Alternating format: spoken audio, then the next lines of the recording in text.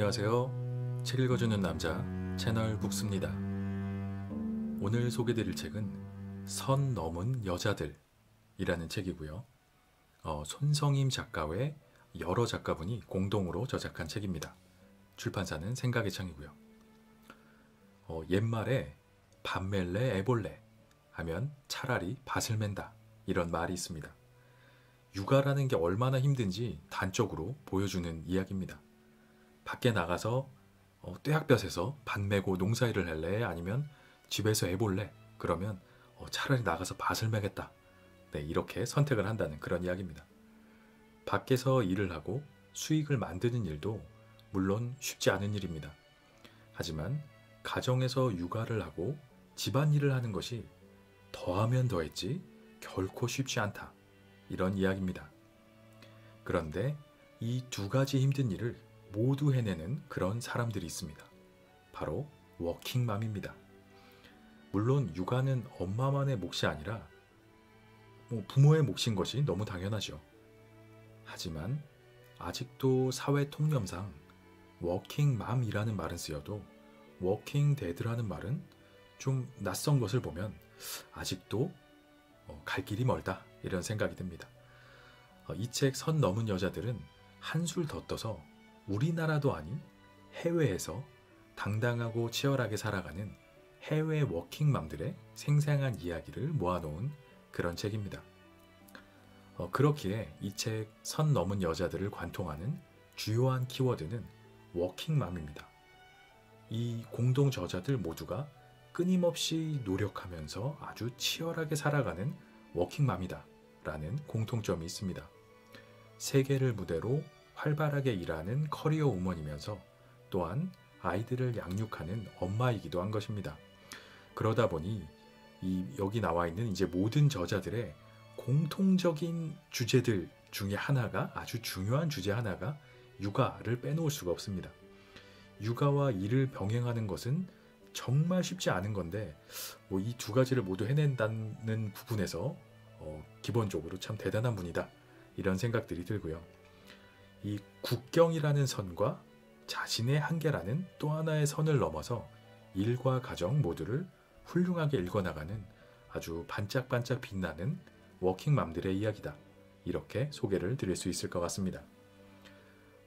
머릿말에서 이분들이 그런 얘기를 하고 있습니다. 자신들은 쉽지 않은 세 가지 일을 해내는 사람들이다. 이렇게 소개를 하고 있는데 아주 공감이 가는 이야기였습니다. 그 세 가지 힘든 일이 뭐냐 하면 바로 일을 하는 것, 그리고 아이를 키우는 것, 그리고 해외에서 사는 것, 이렇게 세 가지입니다. 이 세 가지를 다 하는 사람을 합치면 해외 워킹맘이 되는 거죠. 이 책의 정체성을 잘 표현하는 말이라고 생각이 되고요. 이 다양한 해외 워킹맘들의 여러 가지 이야기를 통해서 이렇게도 살 수 있구나 하는 생각이 들기도 하고 또 반대로 사람 사는 게 어디나 다 비슷하구나 이런 좀 상반된 두 가지 느낌을 동시에 받게 되는 유용하면서도 재미있는 책이다. 이렇게 소개를 드리고 싶습니다. 책에서 지금 말씀드린 이 부분을 좀 발췌를 해서 잠깐 읽어봐 드리면 이렇습니다. 일을 하는 것, 아이를 키우는 것, 해외에서 사는 것 모두 쉽지 않은 일이다.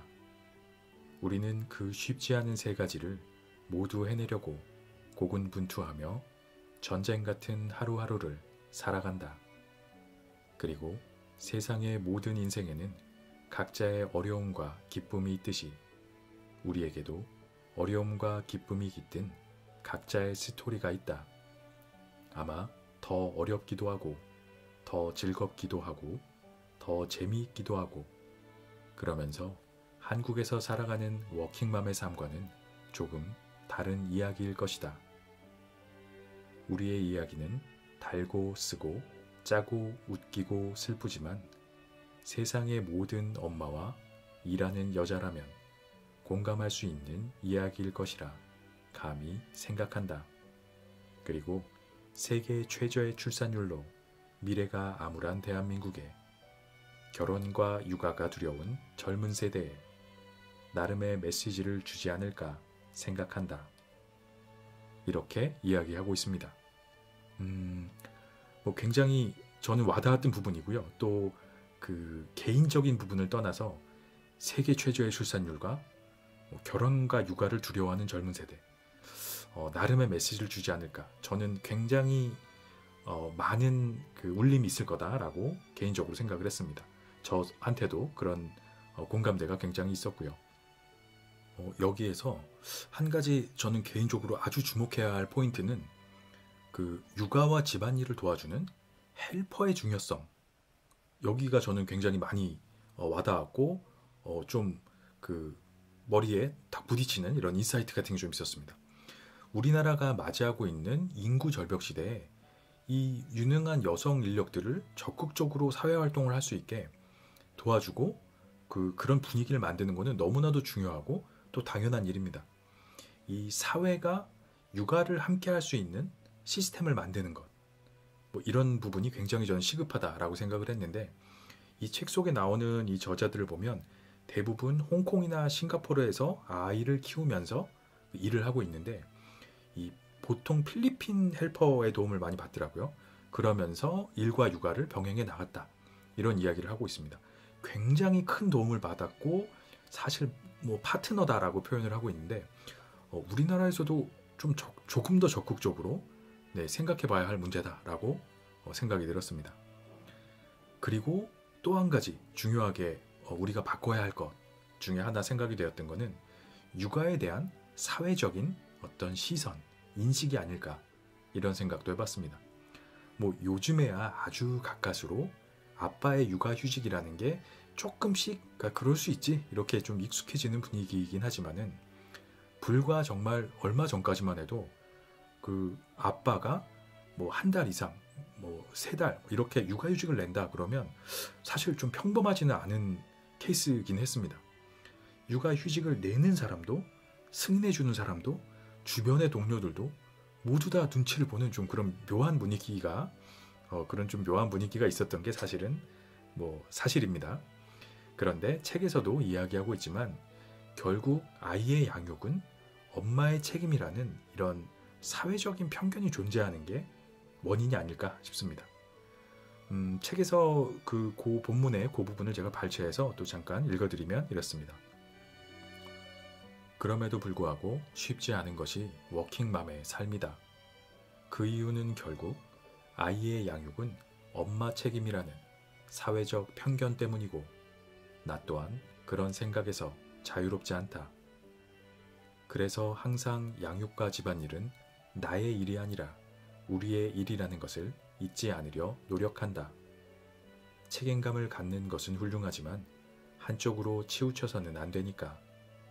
가족의 행복은 함께 일어나갈 때 가치가 있는 것이니까. 이렇게 표현을 하고 있습니다. 저는 굉장히 맞는 말이다 라고 생각이 들었고요. 그리고 개인뿐만 아니라 이런 인식이 좀 사회적으로 확산이 되어야 된다, 뭐 이런 생각이 들었습니다. 아이를 키우는 것이 엄마의 일이 아니라 부부의 일이고 부모의 일이고 가족의 일이면서 더 나아가서는 우리 사회 모두가 함께 해야 하는 일이다, 이런 인식이 중요할 것 같습니다. 이런 인식이 없는 한, 이런 의식의 변화가 없는 한은 뭐 아이를 낳을 때마다 뭐 양육 보조금, 출산 보조금을 얼마를 준다 이렇게 아무리 지원을 한다고 해도 아이라는 게 그렇게 나아길 수는 없는 것이다. 저는 그렇게 생각을 합니다. 이 한 생명을 이 세상에 데려오고 길러 나가는 일은 그만큼 아주 크고 많은 노력과 애정, 에너지가 필요한 숭고한 일이다. 뭐 이런 생각을 해봅니다. 다시 한번 이 세상의 모든 워킹맘들에게 박수를 보내는 그런 부분이고요. 이 책에 나오는 이 선 넘은 여자들, 이 주인공들은 엄마로서도 치열했지만 또 그 이상으로 커리어 우먼으로서 자신의 역할에 최선을 다했던 사람들이다. 또 이런 생각도 하게 됩니다. 아주 치열하게 노력했고 그런 삶에 슬퍼하거나 지쳐하지 않고 오히려 웃어 넘길 수 있는 그런 사람들이었습니다. 막 너무 힘들고 바쁘고 이제 정신없고 막 이래서 짝짝이로 구두를 신고 나와도 굽이 한쪽은 5cm, 한쪽은 7cm 이렇게 높낮이가 다른 짝짝이 구두를 신고 나와서 그거를 발견해도 그게 너무 바쁘다 이러고 좌절하는 게 아니라 나 정말 열심히 살고 있구나 하고 웃어 넘길 수 있는 그런 긍정의 힘을 가진 사람들의 이야기입니다. 그리고 그렇게 노력했기에 자신에게 찾아온 기회를 놓치지 않을 수 있었던 게 아닌가, 또 이런 생각도 해보게 됩니다. 그 본문 중에서 이 부분도 제가 짧게만 발췌해서 읽어봐 드리겠습니다. 언어도 문화도 적응하기 어려웠던 그곳에서 환경만 탓하며 무기력하게 지냈다면 2년 뒤 프랑스를 떠날 때의 나는 어땠을까? 인종, 국적, 재력, 학벌도 상관없이 세상 모두에게 공평한 것은 시간이다. 그리고 그 시간은 지나고 나면 누구에게나 과거가 된다. 그러니 살면서 우리는 항상 내가 할 수 있는 것, 하고 싶은 것, 해야 할 것을 고민해야 하고 우선순위를 정해야 한다. 라고 이야기를 하고 있습니다. 정말 열심히 살아왔고 또 그렇게 해야만 한다. 라고 다시 한번 강조를 하고 있습니다. 그래야 자신에게 오는 그 기회를 놓치지 않을 수 있다. 아주 공통적으로 저자들이 이야기하는 아주 중요한 포인트다. 라고 생각이 됩니다. 이 책 선 넘은 여자들을 통해서 혹시라도 지금 해외로의 구직이나 이직을 생각하시는 분들이라면 아주 현실적이고 생생한 정보들을 얻을 수 있는 것도 이 책의 큰 장점입니다. 아주 디테일하게 본인들의 이야기를 적어놨기 때문에 물가는 어떻고 이직할 때 프로그램은 어떻고 해외로 나갈 때 직장에서 나오는 그런 프로그램들이나 지원 시스템 이런 것들을 아주 자세하게 설명을 해주고 있고요. 꼭 직장을 구해서 가는 경우가 아니더라도 싱가포르나 홍콩에서 살아가는 그 모습들을 간접적이지만 아주 구체적으로 들어볼 수 있는 그런 좋은 기회이기 때문에 꼭 일과 연관이 되지 않더라도 좋은 정보가 될 수 있을 거다라고 생각이 되고요. 사실 이런 아주 자세하고 현실적인 이야기는 주변에 내가 아는 지인이 그렇게 넘어가서 산다거나 그런 일이 있지 않고서는 어디 가서 사실 듣기 힘든 이야기입니다. 그런데 그런 자세한 이야기를 또 한두 명의 이야기가 아니라 11명의 그 저자들의 다양한 케이스와 다양한 이야기를 들어볼 수 있는 것들이 이 책이 아주 큰 장점이다 라고 생각이 됩니다. 이 책은 기본적으로 해외에서 일하면서 아이를 키우는 워킹맘들의 이야기입니다. 하지만 그 개인의 에세이에서 끝나는 것이 아니라 그 안에서 우리 사회가 접하고 있는 아주 중요한 이슈들에 대한 어떤 통찰력을, 인사이트를 주는 책이라고 생각이 됩니다. 요즘의 대한민국이 아이러니하게도 일자리와 노동력이 모두 부족한 사회다 라고 표현을 합니다. 일할 사람은 점점 없어지고 있기는 한데 또 구직하는 사람들이 원하는 수준의 충분한 그런 일자리는 있지 않고, 그러다 보니 구하는 사람도 구하려고 하는 사람도 모두 다 만족스럽지 못한 그런 사회가 되고 있는데요. 우리도 글로벌을 지향하지만 또 단일 민족 국가로서의 편협함도 떨쳐버리지 못한 것도 사실입니다. 해결해야 될 여러 가지 숙제들이 많은데 인구 절벽, 국가 소멸의 시기라고 불리는 이 대한민국에서, 지금의 대한민국에서 우리 모두가 한 번쯤 꼭 읽어봐야 되는 책이 아닌가, 이런 생각으로 읽어보시기를 추천드리는 그런 책입니다. 선 넘은 여자들, 바다 건너 길을 찾은 해외 워킹맘들의 이야기, 손성임, 외지음, 생각의 창. 들어가는 글. 바다 건너 워킹맘들은 무슨 꿈을 꿀까? 한국의 워킹맘이 해외에서 일하며 육아를 하는 사례는 점점 늘고 있다. 하지만 여전히 주변에서 흔히 듣거나 볼 수 있는 이야기는 결코 아니다. 그렇기에 많은 사람이 우리의 삶을 신기해하고 궁금해한다. 이 책을 쓰게 된 계기도 그러한 우리의 삶에 관심을 가져준 여성 학자들의 격려에서 시작되었다. 우리끼리 나누던 재미있는 에피소드를 가지고 책을 써보자는 이야기는 농담처럼 늘 했지만 실제로 이루어질 거라는 생각을 해보진 못했다. 그러나 그분들은 우리의 이야기가 누군가에게는 용기와 격려가 될 거라고 끊임없이 독려해 주셨다. 그런 우여곡절 끝에 책이 나오게 되었다. 일을 하는 것, 아이를 키우는 것, 해외에서 사는 것, 모두 쉽지 않은 일이다. 우리는 그 쉽지 않은 세 가지를 모두 해내려고 고군분투하며 전쟁 같은 하루하루를 살아간다.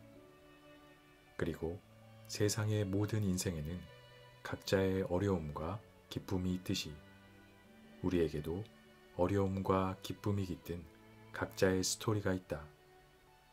아마 더 어렵기도 하고, 더 즐겁기도 하고, 더 재미있기도 하고, 그러면서 한국에서 살아가는 워킹맘의 삶과는 조금 다른 이야기일 것이다. 우리의 이야기는 달고 쓰고 짜고 웃기고 슬프지만 세상의 모든 엄마와 일하는 여자라면 공감할 수 있는 이야기일 것이라 감히 생각한다. 그리고 세계 최저의 출산율로 미래가 암울한 대한민국에 결혼과 육아가 두려운 젊은 세대에 나름의 메시지를 주지 않을까 생각한다. 사실 우리의 이야기는 그렇게 하고 싶어 시작된 이야기이기도 하다. 여기에 담긴 우리의 이야기는 정답이 아니다. 그냥 이런 삶의 방식도 있다는 것에 지나지 않고 한국이 아닌 곳에서도 여러 가지 방식으로 삶은 계속된다는 새로운 시각을 던져줄 뿐이다. 삶은 우리에게 생각보다 많은 것을 제시한다. 그것을 들여다보고 선택하고 온몸으로 부딪히고 만족하고 후회하는 건 모두 개인의 몫이다. 이 책의 공동 저자인 12명의 글로벌 워킹맘에게도 오늘의 자리에 오기까지 각자 다른 사연과 계기와 선택이 있었다. 늘 자랑스러운 순간만 있었을 리 없다. 아마 우리 중 대부분은 지금 이 순간에도 어떤 종류의 고민이나 어려움으로 잠 못 들고 있을 수도 있다. 그래서 이 책은 자기 개발서도 아니고 성공 자서전도 아니다. 일하는 엄마들의 일상 에세이지만 한국에서는 보기 힘든 조금 다른 일상과 생각의 방향을 제시하는 글이라고 해야 맞을 것 같다. 홍콩과 싱가포르에서 다양한 일을 하며 아이를 키우는 워킹맘들이 각자의 관점과 메시지를 담아 가급적 다른 앵글로 써내려고 애썼다. 개인의 이야기뿐 아니라 우리의 이야기도 담겨 있다. 워킹맘에게 서로를 응원하는 연대감이 얼마나 중요한지 실감했기 때문이다. 글을 읽는 단 한 사람이라도 재미와 의미를 느껴주길 바라는 마음이다. 지금 이 시간에도 부족한 잠을 쪼개가며 자신의 스토리를 만들고 있는 대한민국 아줌마들의 열정에 파이팅을 보낸다. 또 우리의 메시지가 언젠가 의미 있는 담론으로 이어지길 바라며 이 책이 그 작은 소명을 다하길 빌어본다. 에피소드 1 굿나잇 마미 I love you 마미 10번 마을버스 그날의 하늘. 나는 부산에서 태어났다. 고등학교를 졸업할 때까지 집 밖으로 나가본 경험은 10번 마을버스를 타고 학교를 오가는 길이 전부였다. 일탈이라면 그저 기말고사를 마치고 광안리 앞바다에서 친구들과 떡볶이를 먹으며 수다를 떠는 거였다. 그렇게 단순한 삶을 살았다. 그러면서 어쩌다 한 번씩 언젠가는 이 갑갑한 동네를 벗어나 멀리 멀리 떠나고 싶다는 생각을 했다. 아마도 30 몇 년 전에 어느 날이었을 것이다. 마을버스의 손잡이를 잡고 창밖을 보던 나는 문득 하늘을 날고 싶다는 생각을 했다. 그리고 다음 생엔 새로 태어나면 좋겠다고 생각했다. 그래, 나는 꼭 넓은 세상으로 갈 거야. 많은 걸 보고 배울 거야. 나는 젊고 뭐든 할 수 있으니까. 이곳이 아닌 어딘가로 멀리 멀리 날아갈 거야. 가끔 하늘을 보면 문득 그날의 기억이 난다. 30 몇 년이 지난 지금 나는 세계 곳곳을 누비며 산의 진미를 먹고 너무 많은 사람을 만나며 매일매일 새로운 삶을 살아간다. 내 여권에는 70여 개국의 스탬프가 찍혀있고 매일 20여 개국에 흩어져 있는 나의 팀원들과 통화하며 그날의 상상처럼 한국과 멀리 멀리 떨어진 곳에서 바쁘고 꽉 찬 삶을 살고 있다. 성공한 인생일까? 그건 잘 모르겠다. 행복한 인생일까? 그것도 잘 모르겠다. 내가 생각했던 행복의 정의는 매일 내일을 기대하며 잠들 수 있는 일상이었으니 반 정도는 행복한 인생인 것 같기는 하다. 나의 이야기를 짧게나마 쓰기로 결심한 오늘, 당연한 일처럼 10번 마을버스 창밖으로 보이던 그날의 하늘이 제일 먼저 떠올랐다.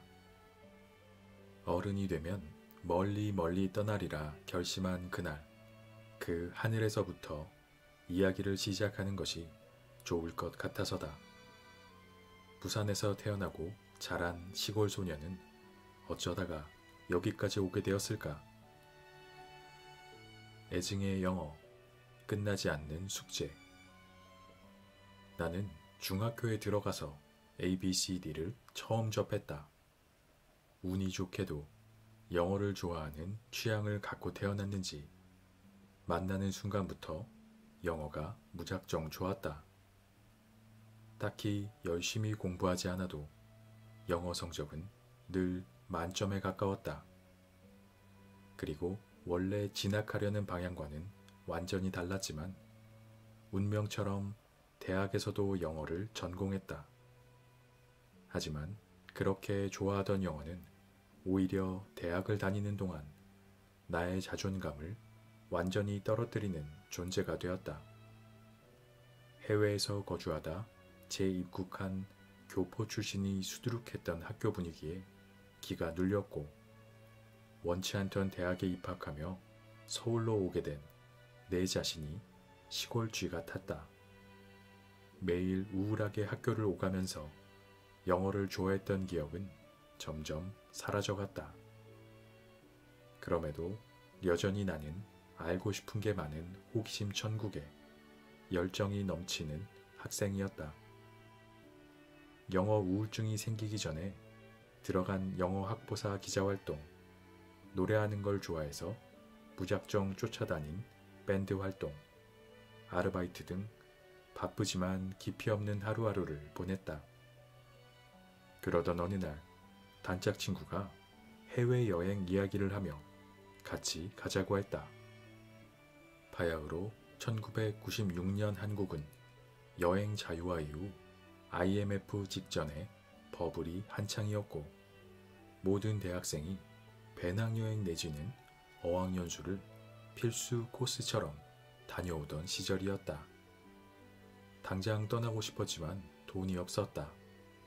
나는 몇 개월간 닥치는 대로 아르바이트를 해서 가까스로 200만 원이라는 거금을 만들었고 마침내 친구와 배낭여행을 떠날 수 있었다. 추운 겨울의 우리나라와는 반대의 계절을 가진 호주로 쉽게 목적지를 정했고 가장 저렴한 비행기였던 싱가포르 경유 티켓을 샀다.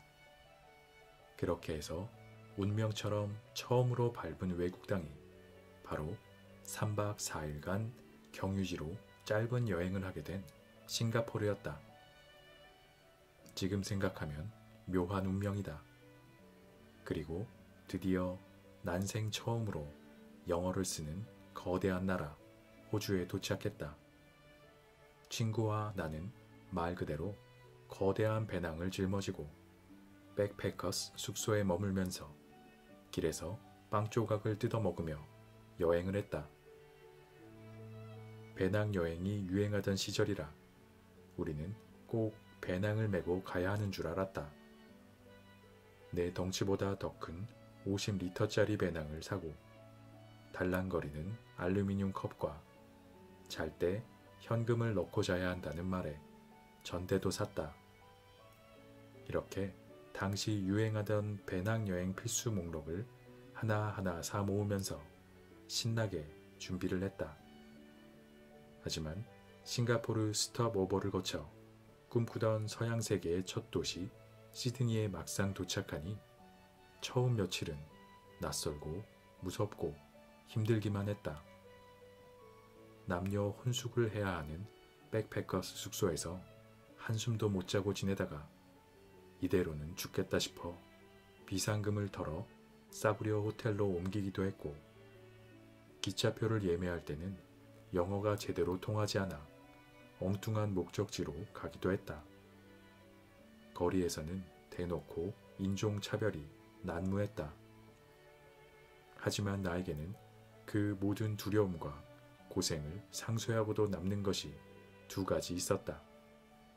바로 하루 종일 들려오는 영어, 그리고 호주의 상쾌한 바람과 햇빛이었다.